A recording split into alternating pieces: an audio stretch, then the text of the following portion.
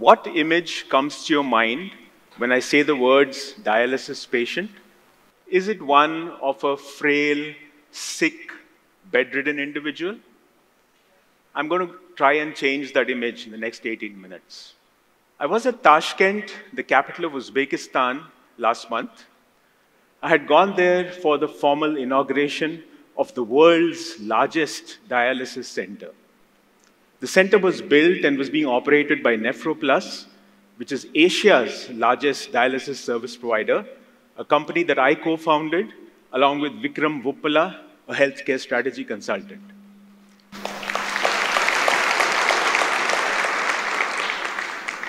After the inauguration, I went and met some patients to get some feedback, and there was genuine gratitude and appreciation in their voice for the quality of dialysis they got in our center. They felt much better, they said. Their energy levels were better. The color of their skin started returning. It was heartening to hear that feedback because I had been through a similar journey in my life a few years back. It was July 1997. I had just finished my chemical engineering with a gold medal. I got admission for my master's in the US, got my US visa as well when I was about to fly out in a couple of weeks. I took some vaccines that was a prerequisite for foreign travel for students in those days.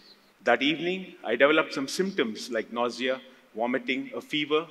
But the symptoms didn't subside even after a few days. On the advice of a GP, got some blood tests, and the blood tests showed that my kidneys had failed.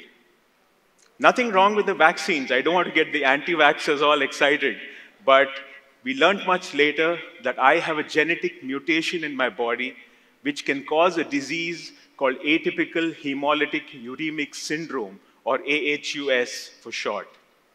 I thought it was pretty cool to have a disease with such a fancy name, atypical hemolytic uremic syndrome. Kind of reminded me of the Rishikesh Mukherjee classic Anand, where Rajesh Khanna's character has a disease called lymphosarcoma of the intestine. Thankfully, my disease wasn't lethal like his was, but the name was no less fancy. Now, AHUS is an ultra-rare disease that can impact about 2 to 3 people per million across the world. AHUS can cause kidneys to fail. I was put on dialysis in a few days. I had to do this procedure thrice a week, 4 hours each time, where I would be lying on a bed, 2 needles in my arms, blood pumped out, passed through a machine, sent back to my body, basically replicating kidney function. Life became very uncertain. My friends were all landing in the US one by one and beginning their masters, and here I was, lying on a hospital bed, tethered to a machine that kept me alive. I never got upset or depressed, though, because my doctors always said that this was a temporary condition, and in a few days, my kidneys would recover, and I could get on that flight into the US and start my masters. But days turned to weeks, and weeks to months, and the kidneys were not showing any sign of recovering. I started becoming impatient, panicky even, and I asked my doctor, isn't there something we could do, some treatment, some procedure that could get the kidneys to start working? My doctor had no answers. I also tried several alternate therapies, from Ayurveda to homeopathy to Unani to acupressure to acupuncture. The acupuncture story was particularly interesting. So when the human kidneys don't work, the amount of urine humans put out reduces dramatically. From a normal of about 1.5 to 2 liters, it falls to a fraction of that. And my kidneys were barely working, so I was putting out barely a couple of 100 ml per day. First indicator of the kidneys recovering due to alternate therapies or any other therapy was that the urine output would go up. So this acupuncture specialist we were referred to claimed that if I underwent 10 sessions of acupuncture with him, I would be peeing Ganga Jamuna, literally rivers of urine. I wasn't aspiring to pee rivers of urine. I would be happy with 1.5 to 2 liters, thank you. I went through those 10 sessions. There was no sign of either Ganga or Jamuna. So 1 year went by, and my doctor comes to me one day and says, I think we need to move on now. We need to plan a kidney transplant.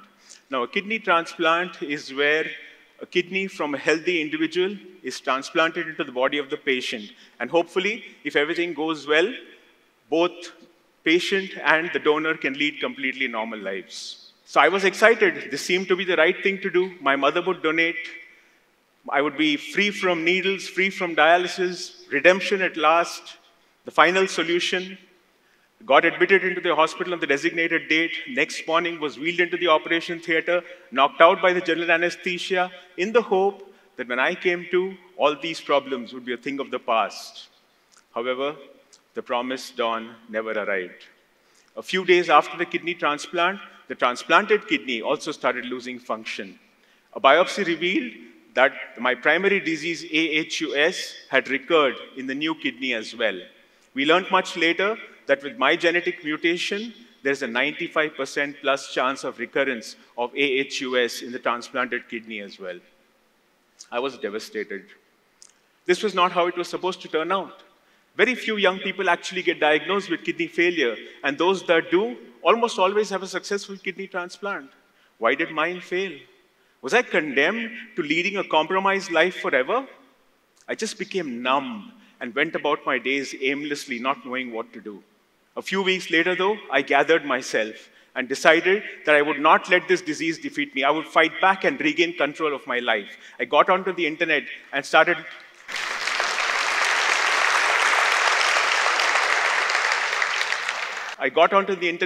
looking for options. I read up everything I could about kidney failure and treatment options. And I found out about peritoneal dialysis, or PD, which was an alternate type of dialysis, could be done at home. They put a small catheter into your abdomen, and you had to do this procedure, 30-minute thing, 4 times a day. The only challenge was the entire responsibility of care would be in my hands. I had to do the procedures in a meticulous manner, keeping mind of the sterile techniques, and I had to do it in a timely manner. I wasn't too worried about being meticulous or timely, because over the years I've acquired quite the reputation for both. For instance, when I get up from my desk in the afternoon at work, people know it's 1 p.m. because I have my lunch every day at 1. My parents make sure that the dinner table is laid by 7:39 p.m. in the evening because I have my dinner at 7:40. I even go to the extent of setting a timer for 3 minutes, 30 seconds for my tea to brew because I like my tea just like that. So I thought keeping this background in mind, PD would be a piece of cake.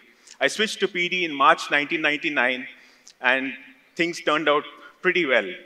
My energy levels were back. I started working part-time. I started playing table tennis. I started traveling as well. For the next few years, things went smoothly. In December of 2004, with a few friends, I decided to go to the South Indian beach town of Mahabalipuram on a holiday. We were there on Christmas of 2004. The next morning, as we lazed around in our beach cottage, the infamous tsunami happened. We were neck deep in water. Several tourists in that resort were washed away and died. We had a miraculous escape, though. But in that process, the catheter that was there in my stomach got infected.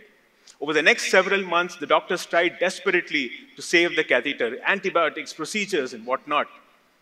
But in the end, I had to give up PD. I was very upset because PD had given me my life back, and now I couldn't even do that. What was it with me and life, huh? Why couldn't I have an extended period of stability? Why did everything have to get messed up so badly? My doctor, sensing my agony, started looking for options and suggested one day that I switch to hemodialysis at home, which is the same dialysis modality I was doing in the early days of my diagnosis, but this time it would be done at home and it would be done over longer durations. These longer durations on the machine were supposed to give a good quality of life. I was wary at first. How could anybody do hemodialysis at home? What if there was a complication? How would it be taken care of? I got onto the internet, and a lot of good things was being said about this therapy by patients in developed countries. So I bit the bullet, set up the infrastructure at home, got help from a technician, and switched to this therapy in May 2006. And life turned out beautifully after that. I regained my energy levels. I started working full-time. I started swimming every morning. Swimming became the best part of my day. Thankfully, after 17 years of starting that therapy, today also I continue to be on that therapy, and it's given me a beautiful life.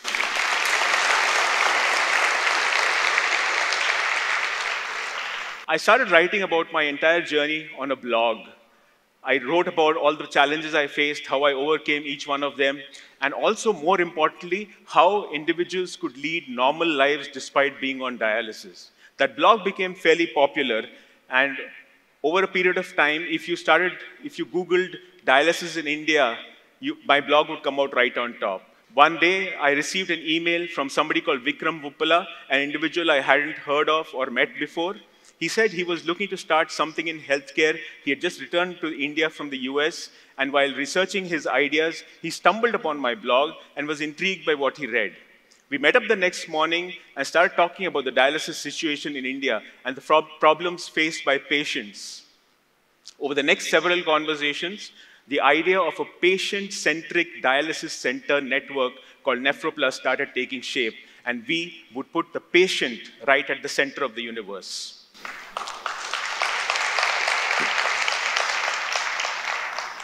The central premise of the company was that if we gave good quality dialysis to our patients, they would get their life back. They would be able to work, travel, exercise, have fun, do everything that healthy individuals did.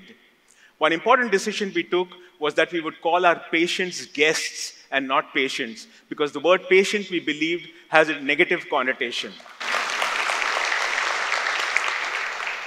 You remember the question I asked in the beginning about what you thought when you heard the word dialysis patient? Frail, sick, bedridden. That is not how dialysis patients need to be. Dialysis patients can lead completely normal lives.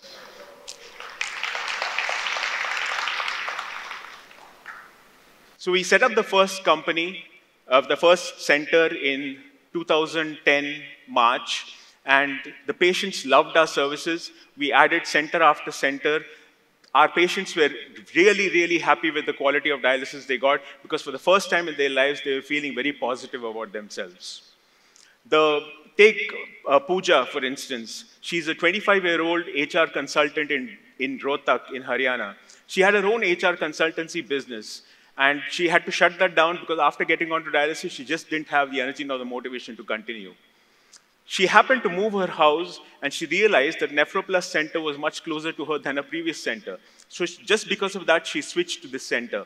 Within a few weeks, she started feeling much better, and 6 months after that, she restarted her HR consultancy business, which is flourishing even today. Another problem that we wanted to solve was that of the reluctance of dialysis patients to travel.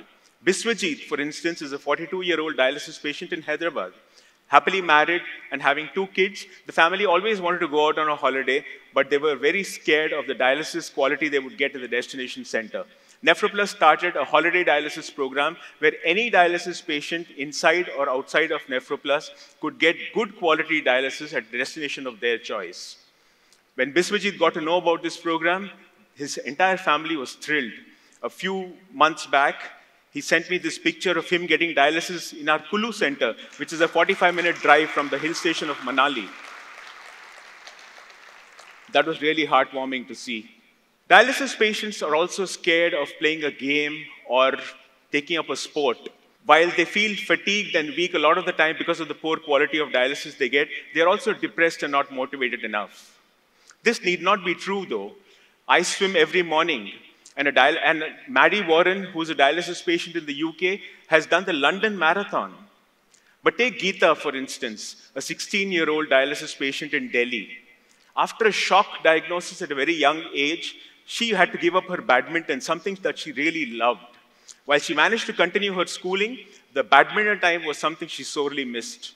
Vikram came up with this idea of a dialysis Olympiad, which is an Olympic-style games event for dialysis patients. We would call all dialysis patients to a stadium in a city and hold competitions in events such as marathon, cycling, volleyball, basketball, badminton, table tennis, cricket, and so on. And at the end of the day, give them gold, silver, and bronze medals.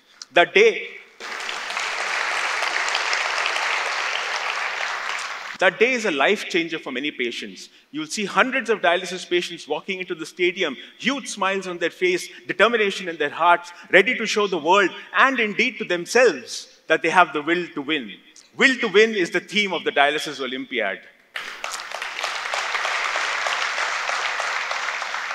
When Geeta got to know about the 4th edition of the Dialysis Olympiad we were holding in Delhi in March this year, she was excited. She started practicing her badminton, she started getting fit, and on the day of the Olympiad in March earlier this year, she got the silver medal in badminton.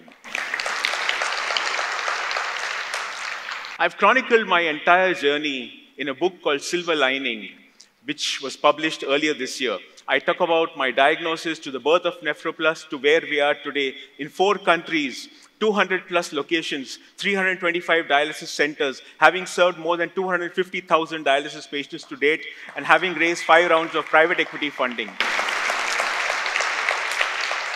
All thanks to the single-minded focus on quality. Today, after 26 years on dialysis, I lead a completely normal life. I believe I don't like to sit idle. I need to extract every bit of juice from life.